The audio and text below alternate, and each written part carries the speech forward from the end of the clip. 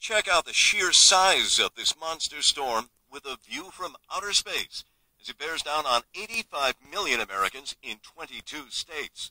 We want to know what it's like out there. What are you guys dealing with? It's horrible out there, and if you are out there, go home and stay there. The storm's already responsible for numerous deaths, including 2 people killed in North Carolina traffic accidents.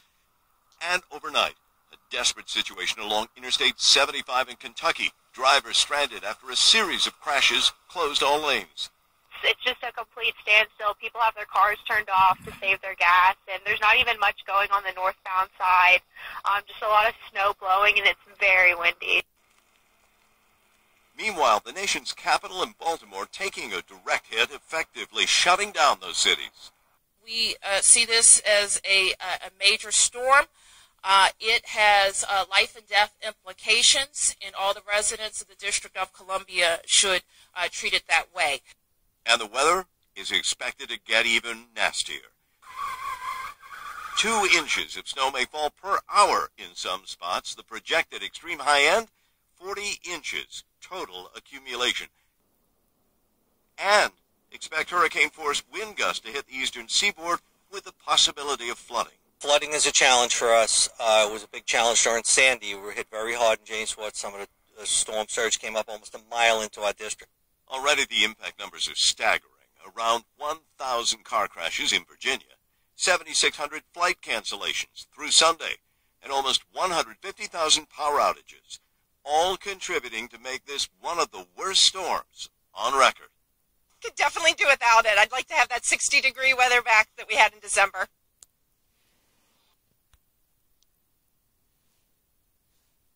All these polls. Because people are angry about Washington, D.C.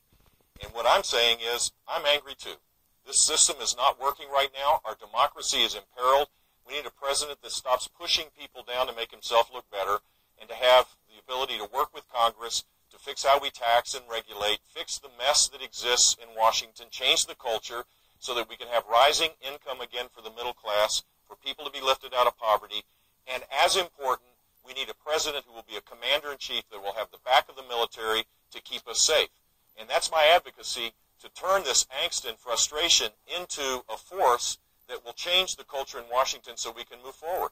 Sarah Palin, as you know, endorsed Donald Trump. You called that laughable. That was your word. But she's saying Donald Trump is conservative enough. Your response?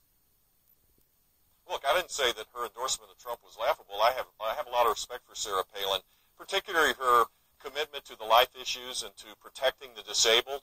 We share a passion about that. I respect her.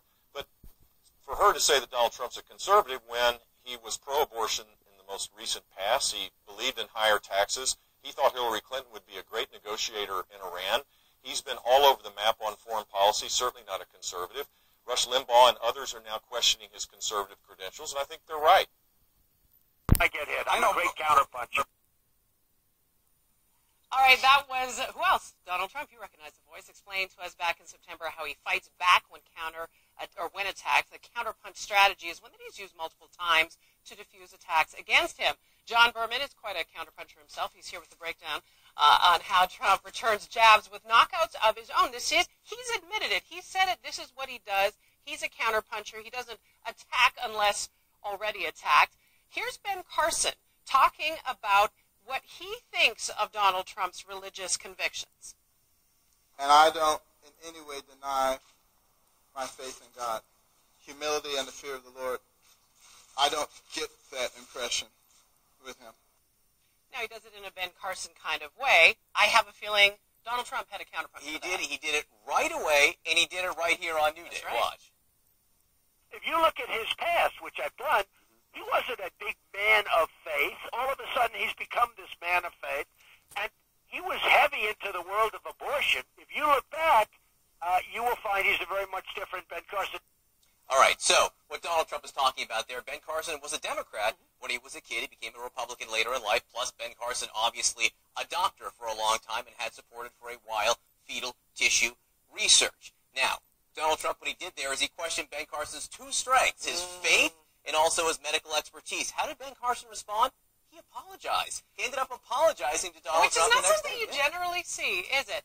Hillary Clinton has largely stayed out of the fray, but she has been stepping up attacks against Trump, and he unleashed his strongest counterattack against her recently. Tell us about Well, that. this is interesting. Remember, they're old friends. She went to his wedding. Right. So this is a little bit of an exchange between Little awkward. a guy and his wedding guest here. Yes. Hillary Clinton, what happened was this. Donald Trump was talking about, he used a Yiddish slang term to say how Barack Obama beat her in 2008, then also made fun of her bathroom breaks during a Democratic debate. So Hillary Clinton said this. It's not the first time he's demonstrated a penchant for sexism. And so I'm not sure, again, anybody's surprised. A penchant for sexism. See what Donald Trump did with that. I demonstrated a penchant for sexism. Can you believe it? Me. She wants to accuse me of things, and the husband's one of the great abusers of the world? Give me a break. Give me a break.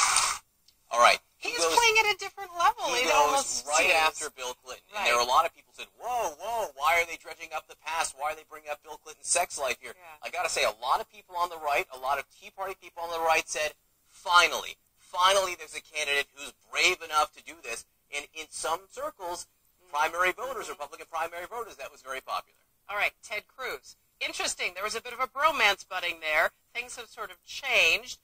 He has taken up the Ted Cruz attacks, he says, because look at him. He's rising in the polls. I think he may shift in his new rallies to play in New York, because, Donald comes from New York and he embodies New York values.